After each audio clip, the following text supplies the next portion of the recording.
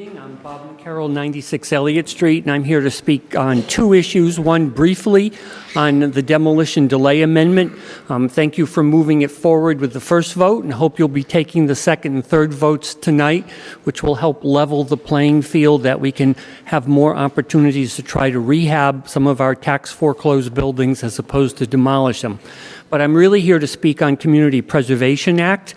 And first of all, to thank you, the council, for having the foresight to put this on the ballot so the voters could consider it. In the 15 years that CPA has been around, it has never, ever been considered in Springfield until last year. And so thank you for having done this. I'm here with a couple of other members of the CPA advocacy group, Bill Malloy and Gloria DiFilippo, who we worked on it through the fall.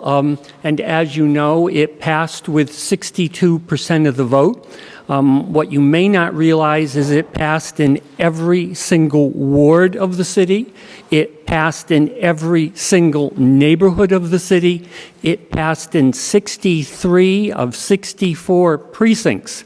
And in that 64th precinct, it lost by a little more than 2%.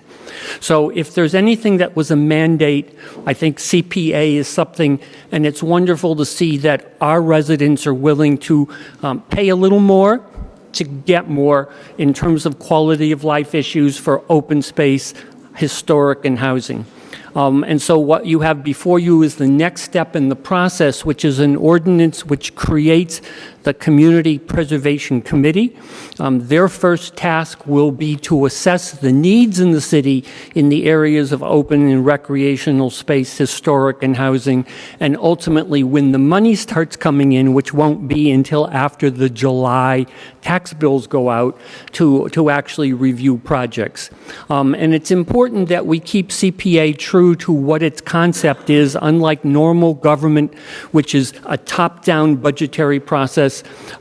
This is a bubble-up budgetary process where departments, but also nonprofits and community groups can take their proposals to the CPC, and they get vetted, and then they get sent for those that they recommend to you. You are the final voters of what will be spent with CPA money.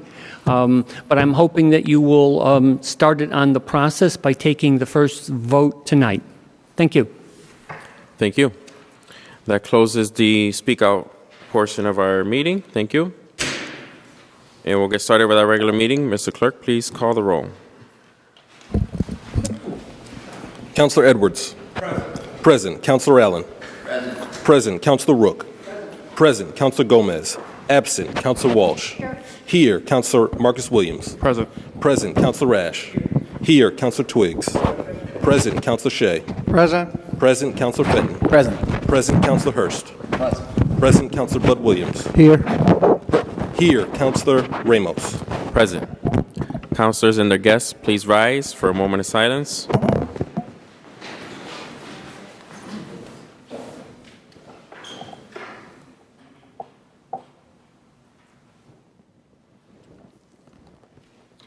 Please remain standing for the Pledge of Allegiance.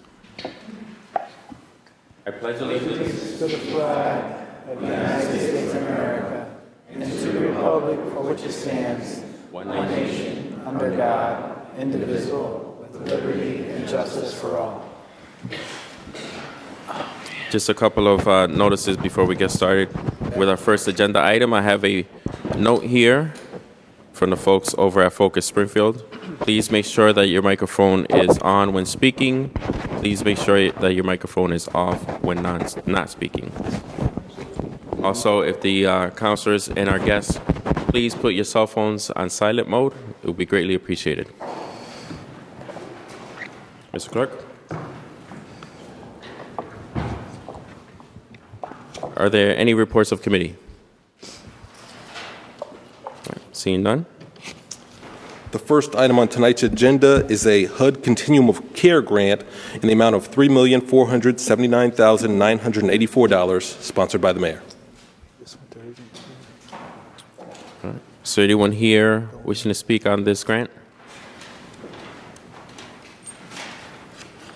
Seeing none, are there any questions? Oh, please state your name. I'm from the and Office of Housing, if there are any questions. State your name, please. Robert Demusis, Deputy Director of the Office of Housing. Would you like to tell us what it's for? I'm sorry? Would you tell us what the grant is for? The Continuum of Care is a contingency of different cities. It's a regional effort. It's just a renewal of an annual grant, almost $3.5 million, and it's for homeless prevention. The bulk of it probably goes for rental assistance. Thank you. Any other questions from the council? Councilor Allen. Thanks, Mr. President.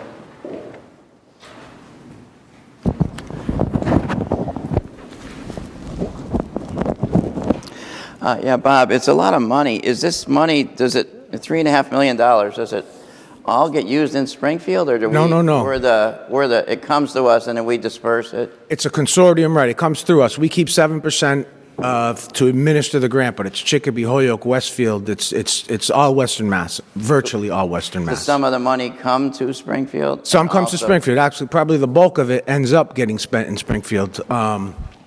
It's similar to CDBG or home. It's entitlement funds.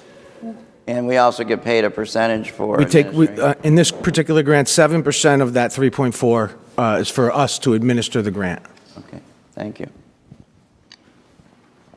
Any other questions? Seeing none, all those in favor of accepting the grant say aye. Aye. Opposed? The ayes have it. Item number 2, Mr. Clerk. The second item is an increase of $250,000 in the Crisis Intervention Grant, sponsored by the mayor. Again, a grant was already awarded and accepted by the council. The governor's recent budget or budget amendment let us increase it by $250,000. This is homeless prevention and rental assistance or interventions to families who have kids under 25. The city would keep 5% of the funds for administering the grant, and this is specifically Springfield. Catholic Charities, HAP, and Gandara Center are the 3 agencies that are the sub-recipients.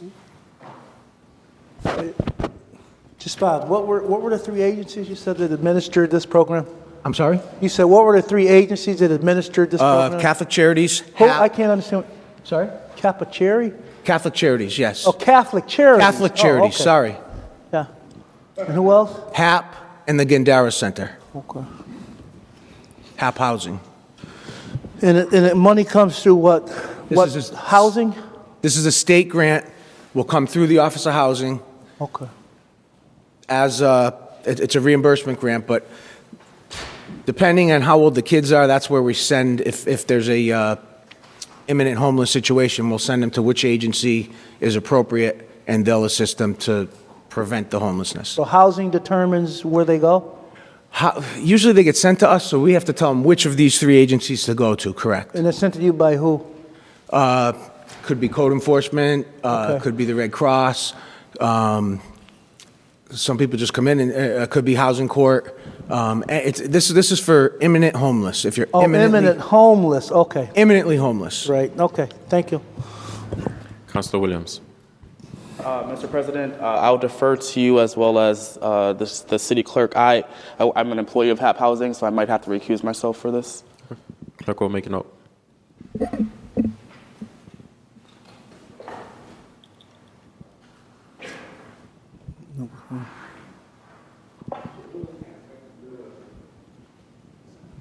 You might want to consult the legal department.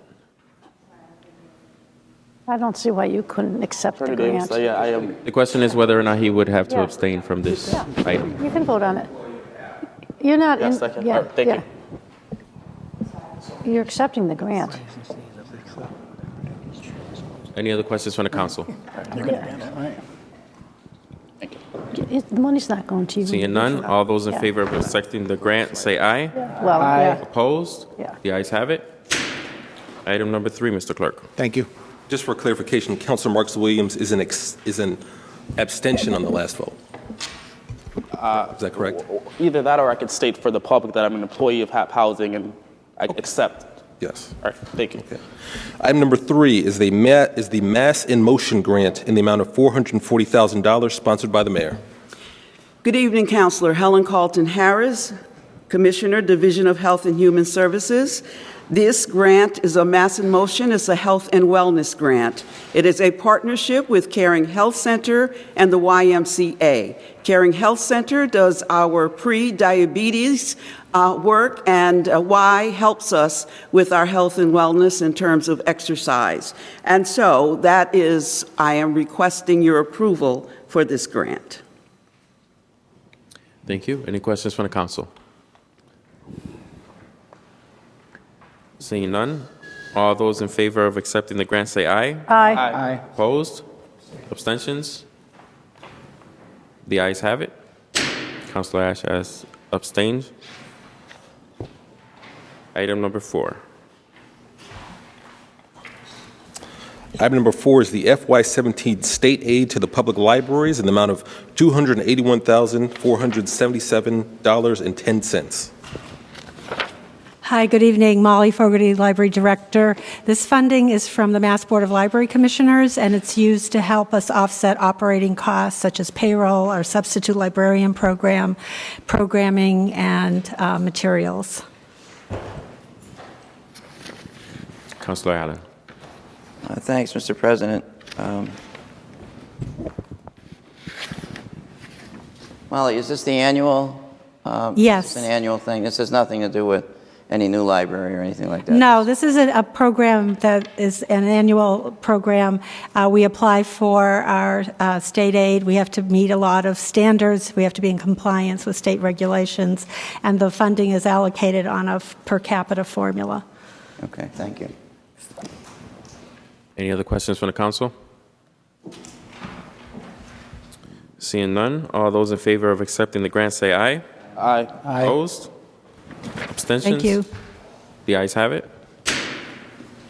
Councilor Walsh. Mr. President, I see there are other issues for the library. Hopefully we can take them out of order since you're already up here.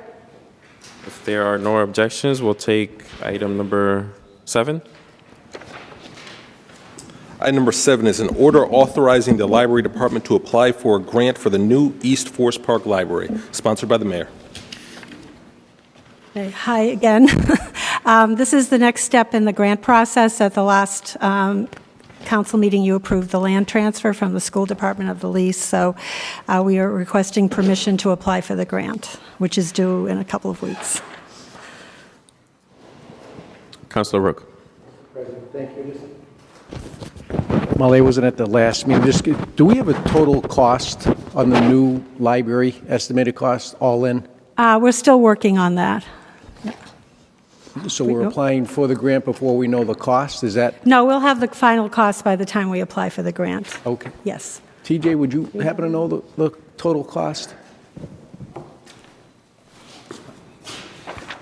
Well, right now, we're still trying to develop the final scope of what the library is going to have in it. So there is estimates that we've heard in the newspaper about $9.5 million. Our designer's looking at that. But we're looking to possibly pare back scope just to make sure it's affordable for both the city and whatever the state aid will be. So the $9.5 million was reported in the newspaper, or is that a number that we gave the newspaper? I'm not sure exactly where the number came from. I know the estimates I've seen, they range between, it started as an $8 million project, now it's about $9.5 million project. And there's definitely areas where scope that I'm working with capital asset construction on whether or not it makes sense. The whole goal is for it to be sustainable, and by the time we apply for the grant, we'll have a better sense of that. And I apologize again. What's the total square footage of the library? The new building is 16,801 square feet. 16,000. Yeah. 9.5 seems like a lot of money. It is.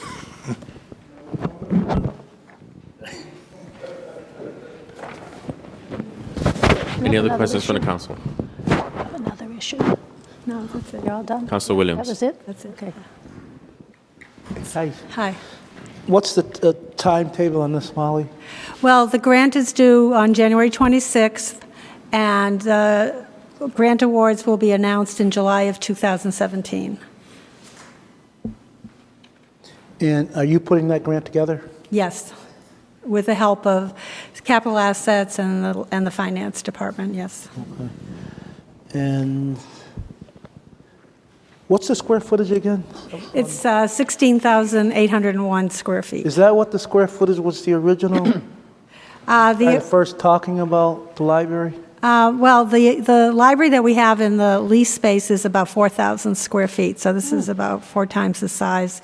It's comparable to 16 Acres Branch. But this includes more than just a library. Yes. You have a community room? Yes, this includes everything, the community room. What's the everything? Tell us what the everything is. It will have a lobby with a community room, a cafe area, and then you'll be able to see all parts of the library from the lobby. The community room should seat about 100. We have an adult area with a technology commons, comfortable seating, collections. We have a teen area, a teen media area, a children's area with a program space, and it's pretty much what people are doing when they're building new libraries. Those are the spaces that are being included. And the library was designed with input from the East Forest Park community. We did a lot of surveys, and we did a lot of both online surveys, and all of the elements that are in the library are what the community is asking for. Yeah, I want to commend Councilor Allen, who did a lot of work on this with Councilor Rook and Ash and Justin and from East Forest Park. But it's a multi-facet, multi-tasked library, Yes. which is going to be for the residents of East Forest Park and the Springfield community. Absolutely, yeah. It's for all members of the community, yes. As we say, because the state of the art in East Forest Park, we really don't have a meeting place per se. We have to meet at McDonald's or bother the bishop for the church, and or either Nathan Bill's or one of those. So just to have a community center over there, along with a library, I think is a step in the right direction and a long time coming. And I've been trying to champion this for years. You know, I know Ward 2, my counselor, former president, at that nice, fine library, which is a great asset to the community. I just want to thank you for your hard work, and hopefully we'll be able to champion that and get that done, because the residents have been waiting for quite a long time. Well, thank you. Any other questions or comments from the council? Seeing none, this is a financial order and is subject to Rule 19. Councilors, I just want to remind everyone about Rule 19. This being a financial order, it is required that it be read at 2 separate meetings. The reason why we suspend Rule 19 is so that we can take up the matter in one single meeting. And the vote, I believe, has to be unanimous. Mr. Clerk? That's correct. All those in favor of suspension of Rule 19, say aye. Aye. Opposed? The ayes have it. Roll call, Mr. Clerk. On approving the order, Councilor Edwards? Yes. Councilor Allen? Yes. Yes. Councilor Rook? No. No. Councilor Gomez, absent. Councilor Walsh? Yes. Yes. Councilor Marcus Williams? Yes. Yes. Councilor Ash? Yes. Councilor Twiggs? Yes. Councilor Shea? Yes. Yes. Councilor Fenton? Yes. Yes. Councilor Hurst? Yes. Yes. Councilor Bud Williams? Yes. Yes. Councilor Ramos? Yes, more than sufficient. The order is approved. Thank you. Item number 8, Mr. Clerk.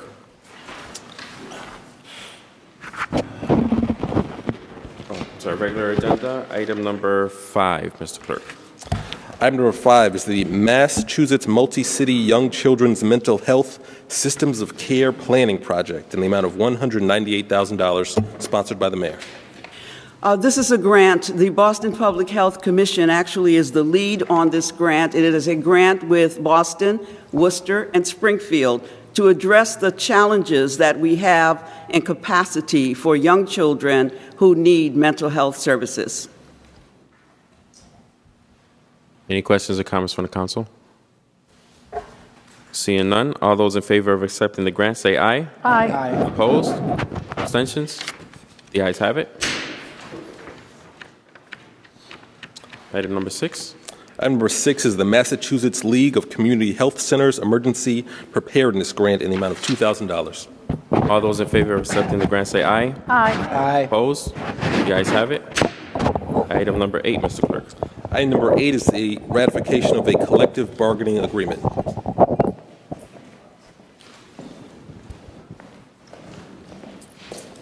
Please state your name and address for the record. Bill Mahoney, Director of Human Resources and Labor Relations, 144 Parker Lane, Ludlow. Good evening, councilors. The bargaining unit in this group consists of about 42 employees. They include library senior clerks, library principal clerks, library assistants. We began negotiations on December 3rd, 2014. We had 9 bargaining sessions and 4 mediation sessions. We're bringing you a 3-year contract tonight. It'll cover the period of July 1st, 2015 to June 30th, 2018. The salary increases on July 1 of each year are 2%, 2%, and 2%. There are two positions, or one position that is not covered by that. That is the senior shelver position. They'll be paid $10 an hour effective 1/1/16 and $11 an hour 1/1/17. We've made significant changes to the vacation language, the sick leave language, the personal day language. We've added a new disciplinary policy and a new dress code in this contract.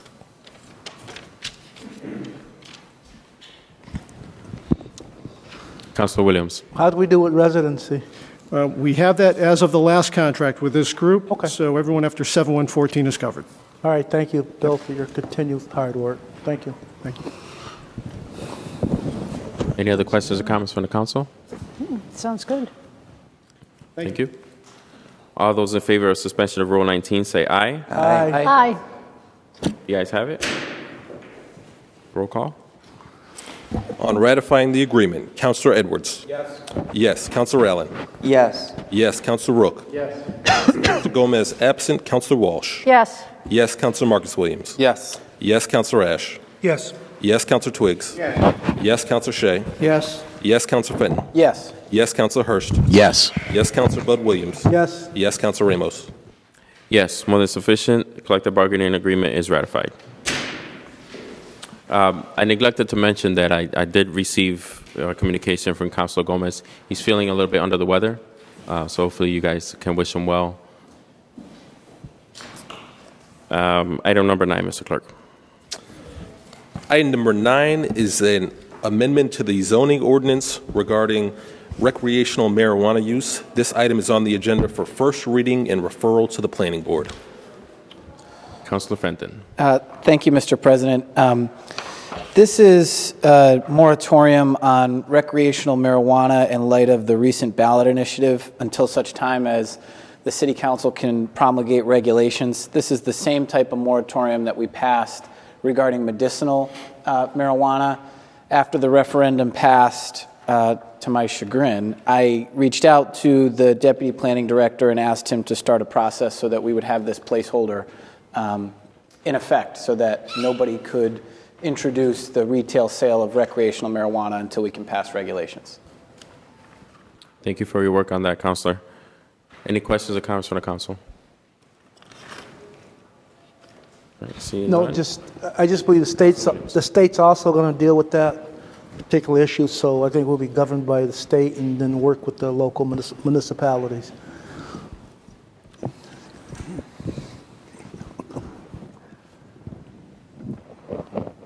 All those in favor of this matter being referred to the Planning Board? Say aye. Aye. This matter has already been referred to the Planning Board and approved. Under 48, this body has to refer to the Planning Board. The Planning Board will issue its report, and this matter will come back to this body for an actual vote. Okay. All those in favor of referring the matter to the Planning Board, say aye. Aye. Aye. Opposed? The ayes have it. Item number 10. I wasn't too clear on that. That went by over my head. Plus, I got a big head. Can you explain that again? If it's already at planning, why are we sending it back to planning? Under Chapter 40A, the procedural section of that statute states that the Planning Board can initiate the process of amending the zoning ordinance or a property owner or certain categories of people. However, no matter who initiates the beginning of that process, the City Council has to have a first reading and has to refer it back to the Planning Board. The Planning Board, theoretically will have a hearing, create a recommendation and report, and then it comes back to this body for For final approval, for second and third reading. Correct. So I think Councilor Twigg, some of the confusion arose because when I asked Phil to draft it, I wasn't eventually the sponsor. The sponsor, after Phil began the process, was the planning board.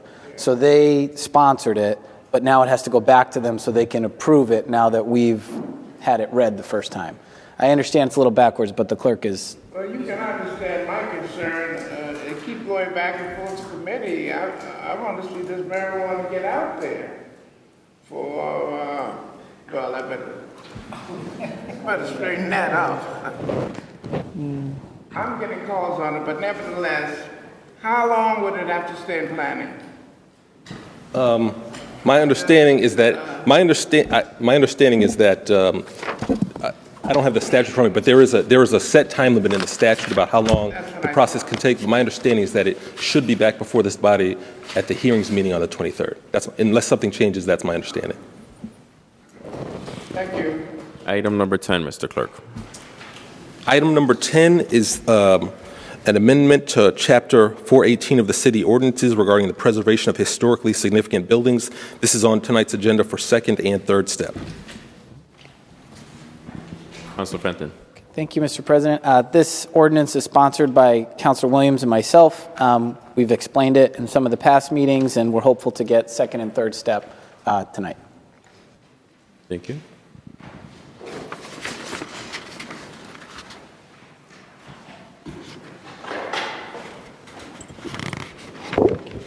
I would just want to acknowledge Mr. Bob McCarroll, who spoke during the Speak Out, for all of his hard work and input into this ordinance as well. Thank you for it.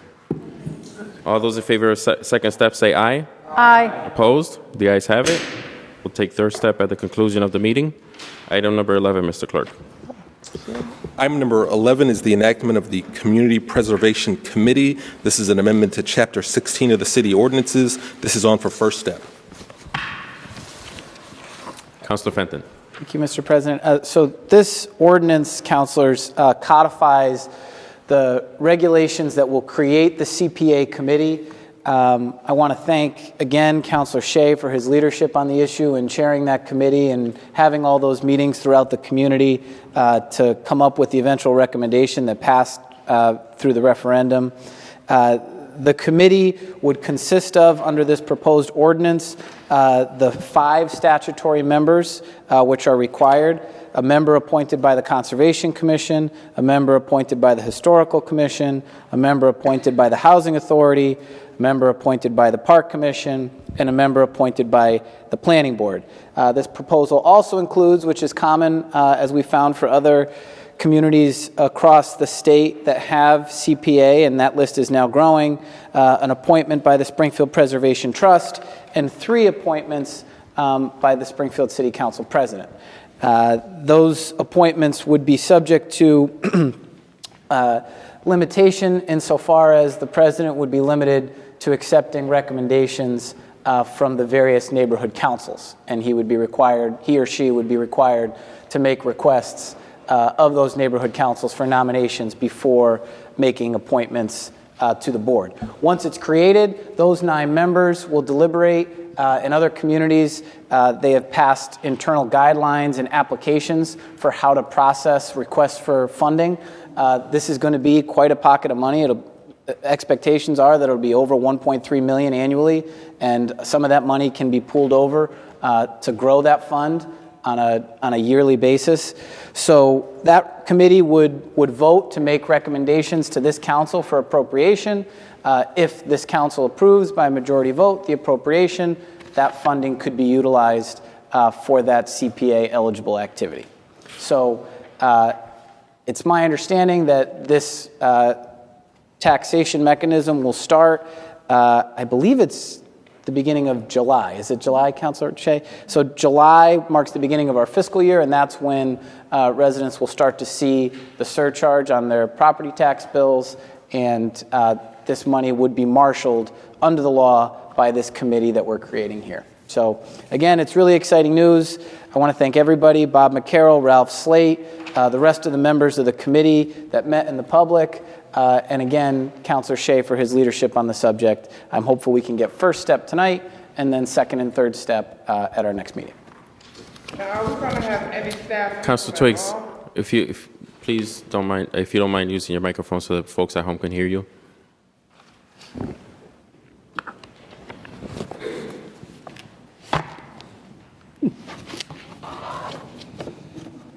Thank you.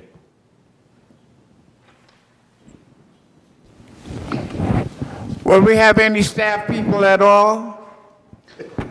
Councilor Fenton.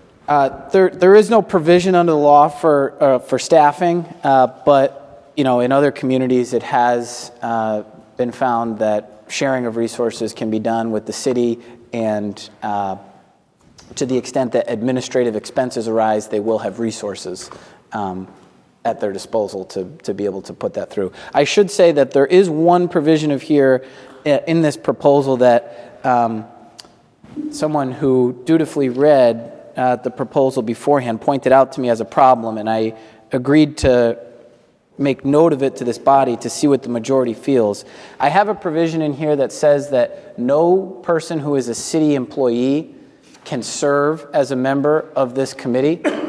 Is that the open-ended question, I guess, is that restriction an appropriate one? And I put it in there for purposes of avoiding conflicts of interest, but I could see why that would be an unfair provision to limit membership to the committee to just people that were not employees of the city. So I'd be interested to hear what the body thinks, and if the body does not feel that that restriction should be in there, I think we should amend it now before we get to second and third step.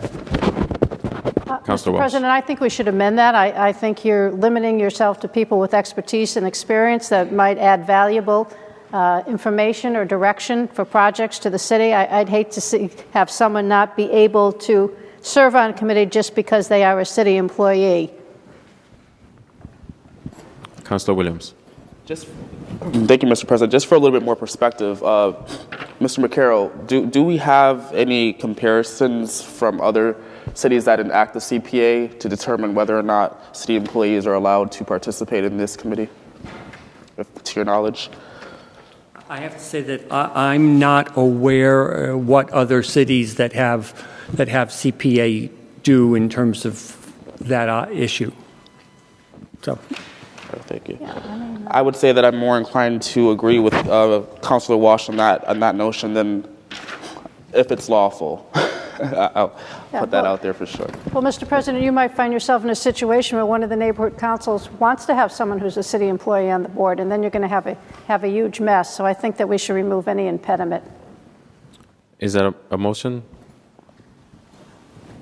Councilor Fenton. So as amended? Yeah, and to Councilor Walsh's point, that's how it was brought to my attention by somebody who raised that very point. As I'm sifting through the language here with the clerk, I'm struggling to find the provision, but in the interest of time, I would make a recommendation that to the extent that there is any language in here limiting appointments to the committee by virtue of somebody's employment with the city, that provision be struck. I would make a motion that we act Second. on that. Motion made by Councilor Fenton, seconded by Councilor Shea. All those in favor of the amendment say aye. Aye. Aye. Opposed? The ayes have it. Councilor Williams. Thank you, Mr. President. Either TJ or Pat, just in terms of how the administration is viewing this CPA, because I know last time you were here, you were making some recommendations. Please state your name and address for the record. TJ Plant, Chief Administrative Financial Officer, 42 Garfield Street. The administration, we're fine. We're looking to take our cues from the City Council in the sense of when the committee's set up, that we'll happily meet and do what we need to do from an administrative perspective, funding-wise and helping. I know we have to have the funding flow through the Treasurer's Office and stuff like that, so there's some nuts and bolts that we're working on just to make sure that the staff. That's what I said. Is it through the Treasurer's Office? Yeah, it's going to have to be administered through the Treasurer's Office for the funding and making sure the payments and all that stuff, or if the bond issuances that need to be paid back by the CPA, or however, whatever the projects are, we can lend some of our expertise and assistance. Is it a line item? Will it be a line item? It will be, well, they'll collect the revenue, and there'll just be a revenue budget that is subject to the committee's recommendation to the City Council on what projects should or should not be funded. And that's going to be part of your budgetary process? It'll be part of whatever process is developed by the committee and the city council. Okay. So you're not administering it? From a technical perspective, we're not administering it because it's not, I mean, it's the CPA as passed by the voters, as recommended by the city council. The committee is made up out of the members that are set in the law and also whoever is appointed by the president for the council, for the preservation committee. That body, my understanding is, takes in all the information and then makes a recommendation to this body for what needs to be funded. If there's funding, if it's direct money that needs to be appropriated, it'll be through the appropriations process through this fund, or if it's, you know, a long-term commitment which requires us to pay debt service, that'll come through a completely different process. So I think it'd be project-specific or based on what we're trying to do. Then the auditor's going to cut the checks, Pat? Yeah, the whole team will do what we need to do just to make sure that the appropriate entities get I just paid. want to be sure, because I know sometimes in the past, programs have started and somehow the administration gets involved, and next thing you know, they're controlling the whole process. I mean, the way I understand it, this process, I mean, I'll be there to lend expertise into some financial stuff. The auditor will be there, the comptroller will be there from the accounting perspective, and the treasurer will be there from, you know, making payment perspective. But I don't foresee massive involvement from the administration in the sense, because that's not the way that the law is designed. The law is designed for the committee to give, as Mr. McCarroll said, bubbles up to the committee, to the city council that makes a recommendation. Now, if it happens to fund a part of the capital plan, whether it's the Campanile or whatever it may be, that's just a bonus for everyone wins, because it's just another funding And source. the city has, we are the city, but the administration has no means of vetoing or slowing things down. I have not had that specific conversation with the mayor. I certainly can and will have that conversation if the body would like me to, and report back to the city council or subcommittee, whatever it needs to be. But I have not had a detailed conversation with the mayor about anything related to the CPA other than internally we've met, or we've started discussions between the comptroller and the treasurer of how do we as a city administer this. I'm trying to have this thing run smoothly as we possibly can, and don't want to kick the can down the field, and all of a sudden we got a My perspective is to lend whatever expertise the council and the CPA committee needs in terms of, here's the list of projects that need to be done, here's the list of that's what my intention is to lend that type of expertise to the You see where I'm going with this? I see exactly where you're going with it. If that is anything different, I can report back to the city council. And look, can I ask Bob McCarroll one quick question? Just if you know, sir, is this committee precluded from any project? Does it have to be a project it's already teed up with the city, or? Oh, no. It is. So the first thing that the committee will do is it will do an assessment of the needs in the city in the eligible areas. Then it will, once there's money, so perhaps as early as next fall, but perhaps next winter, it will issue, in a sense, a request for proposals. Proposals can come from city departments, but they can also come from nonprofits, and they can come from community organizations. They have to meet the overarching rules that apply to CPA statewide, and clearly they have to be for open or recreational space, historic, or housing. But they don't necessarily have to come from the city departments or be something that's already lined up in the capital improvement program or that's part of the city budget. That was my point. So if the city has their capital improvement programs, their top 15, 20, we could go find 10 other projects somewhere else. Or Correct. 5. I mean, clearly, Conservation Commission or Park Department or Housing Department can put forth proposals, and they will be reviewed and vetted with all the other proposals that come in. And some of them may be chosen and referred on to you, because once again, it is ultimately a vote of this city council that determines what's going to get funded. So residents can come to you if they have a proposal, have a project. Well, yes, yeah. I'm not sure whether other communities, though, have, let's say, John Smith coming to them on a specific proposal, or whether John Smith has something in mind and says, for example, well, I'd love to see a dog park, and therefore talks to the park department, because clearly a private citizen can't come in and say, gee, give me money to start a dog park. Okay. It's got to be some sort of incorporated, entity. But yeah, there's certainly the opportunity that neighborhood organizations pair up with nonprofits or with city departments to say that there are things that they want to propose to be done. Okay, thank you, sir. Thank you. Any other questions? He should be on it. I hope he'll be on it. Seeing none, all those in favor of taking first step for Committee on Ordinances, say aye. Aye. Opposed? The ayes have it. Councilors, now that we have taken first step on this matter, I think it would be appropriate for us to start thinking about and helping spread the word about the appointments that are going to be made to this board. And so if you have anyone in mind, anyone in your community who is interested, please help us spread the word. All right. Now we will take third step for item number 10, Mr. Clerk. I already told him. This is for a third step on amendment to Chapter 418 titled Preservation of Historically Significant Buildings. Councilor Edwards. Yes. Yes. Councilor Allen. Yes. Yes. Councilor Rook. Yes. Yes. Councilor Gomez. Absent. Councilor Walsh. Yes. Yes. Councilor Marcus Williams. Yes. Yes. Councilor Ash. Yes. Yes. Councilor Twiggs. Yes. Yes. Councilor Shea. Yes. Yes. Councilor Fenton. Yes. Yes. Councilor Hurst. Yes.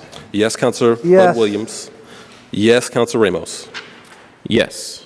More than sufficient. Ordinance is approved. All right, councilors, before we conclude our meeting, I want to refer everyone to our committee assignments. I just want to make sure that everyone's aware of the announcement that I made earlier today.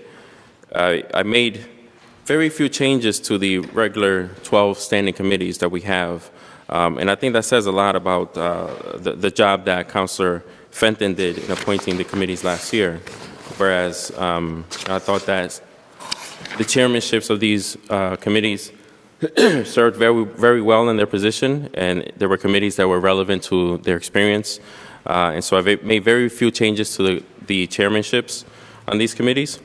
And I also want to turn your attention to the two special committees that I appointed earlier today. One of them is the Casino Oversight Committee.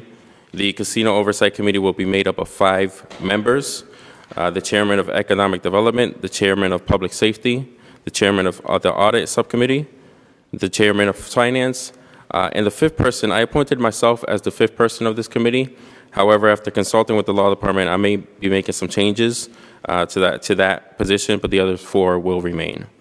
And also, finally, the last committee is the Police and Community Relations Committee. This committee will be made up of 15 members. 2 members will be appointed by the President of the Council. 1 member will be appointed by the Mayor. 1 member will be appointed by the Police Commissioner. 1 member by the Hampden County District Attorney. 1 member by the President of the Patrolmen's Union. 1 member by the President of the NAACP. And then I wanted to direct your attention to this because each of the ward councilors will also have an appointment. And so if you can please reach out to your constituents. If there's anyone who you have in mind that you think will be interested in serving on this committee, please let me know. Anyone that you think that would want to attend these meetings, absolutely we want to get people out there to attend the meetings once this committee comes together. So spread the word, talk to your constituents. If there's anyone who you think would like to serve on this committee, please let me know. Our deadline is February 1st at 4 p.m. and I'd like to have this committee up and running by the 2nd of February. And finally, this committee will be chaired by Councilor Tom Ash. Okay. Is there any more business before the council, Mr. Clerk? I have no further business before this body. All right. This body will stand adjourned until the 23rd of January. Thank you. Good night.